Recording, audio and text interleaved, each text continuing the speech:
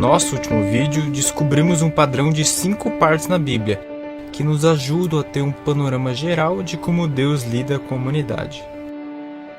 O começo é sempre com Deus iniciando a criação. Mas, entre os passos 1 e 2, surge um problema causado pelo homem e que precisa de uma solução ou libertação de Deus. Mas Deus não quer apenas resgatar o homem, mas anseia pela comunhão, proximidade e finalmente a união com Ele. E este é o passo 3. No entanto, para ter plenamente a comunhão com Deus, os homens devem ser provados e testados para entenderem sua incapacidade e completa necessidade de dependerem de Deus.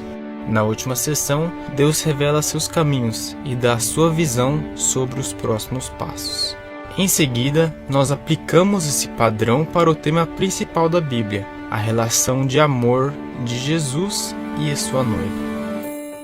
Agora, queremos ver como esse padrão se aplica às diferentes seções da Bíblia. E eu vou deixar esse guia aqui embaixo. Assim, você sempre terá uma referência de onde estamos.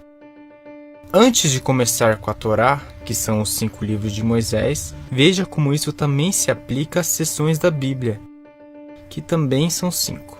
Então, a Torá é, por definição, a primeira divisão da Bíblia. Ela nos mostra o começo de tudo, e especialmente a relação inicial de Deus com o seu povo. E então temos os livros históricos, que nos mostram como Deus constantemente resgata o seu povo. Mas Deus é muito maior do que só um professor ou um herói. Ele ama e anseia por comunhão. E sobre isso são os livros poéticos. Mas o povo de Deus quer exatamente ao contrário. Portanto, Deus os prova e envia os profetas. E esse é o tema dos livros proféticos. Até que finalmente ele decide que chegou a hora e se revela na pessoa de Jesus Cristo no Novo Testamento. E é aí que tudo fica evidente, real e novo. Então já temos esse padrão sequencial de 5 partes. Mas agora vamos entrar em cada seção, começando pela Torá, para ver o que nós encontramos. A Torá também está dividida em 5 livros, sendo o primeiro livro Gênesis, ou em hebraico Bereshit. Esse é o livro do começo. Basicamente nos diz sobre como tudo começou. E é por isso que decidimos usar esse triângulo como símbolo, pois parece um feixe de luz ou algo que tem um começo, mas que cresce. Pois então temos diferentes começos. O começo da criação ou do universo, a queda da humanidade, o dilúvio, a dispersão na Torre de Babel e por aí vai. Mas, além desses eventos históricos, Deus também introduz conceitos que ele desenvolve ao longo das Escrituras, como eleição, santificação, amor, filiação divina, casamento. E talvez quando você ler Gênesis pela primeira vez, você nem entenda todos esses conceitos. Mas isso não importa. Você sempre pode voltar e ler de novo. E então talvez verá como todas as sementes das flores maravilhosas que encontramos no Novo Testamento já haviam sido plantadas em Gênesis. Ok, então agora prosseguindo para o próximo livro, Êxodo. Talvez antes disso vamos entender a conexão entre os 2 livros. Em Gênesis, Deus escolheu alguns humanos e os chamou de seu povo.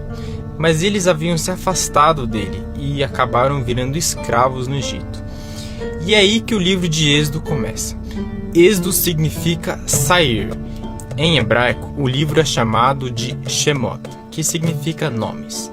Então Deus relembra o nome de seu povo e os resgata do Egito para trazê-los de volta à comunhão com ele.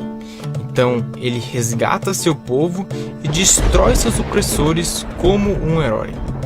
Este é o momento crucial na história do povo de Deus, e Deus sempre retornará a essa poderosa libertação. Como esse livro trata de saída, colocamos a flecha apontada para frente como um símbolo. Mas como dissemos antes, Deus não salvou seu povo para deixá-los. Ele quer ter comunhão com eles. Mas como que meros humanos, pecadores, podem ter comunhão com o Deus justo? Essa pergunta nos leva a Levíticos. O triângulo aqui é usado como um símbolo para descrever comunhão com Deus, ou unidade. Mas adivinhe, o povo de Deus não confiou em Deus. Eles não querem entrar na terra prometida e viver em paz e plena comunhão com Deus. E Deus é um cavalheiro e não força ninguém. Então o que ele faz é levar o seu povo para o deserto, para mostrar que sem ele, eles não podem fazer nada. Então este é o livro de Números, que é chamado em hebraico de Bemidbar, ou no deserto, e ganhou o símbolo em formato do deserto do Sinai. E por fim, Deuteronômio. É a conclusão, ou a explicação. Em hebraico é chamado de Devarim, o que significa palavras expostas ou faladas. É tipo um resumo moral em que Moisés explica por que as coisas aconteceram com o povo. No entanto, ele não está apenas fazendo uma retrospectiva, mas dá uma pequena amostra da terra em que eles vão entrar. E depois disso, no vídeo dos livros históricos, abordaremos como as coisas se desenvolveram após a entrada na Terra Prometida.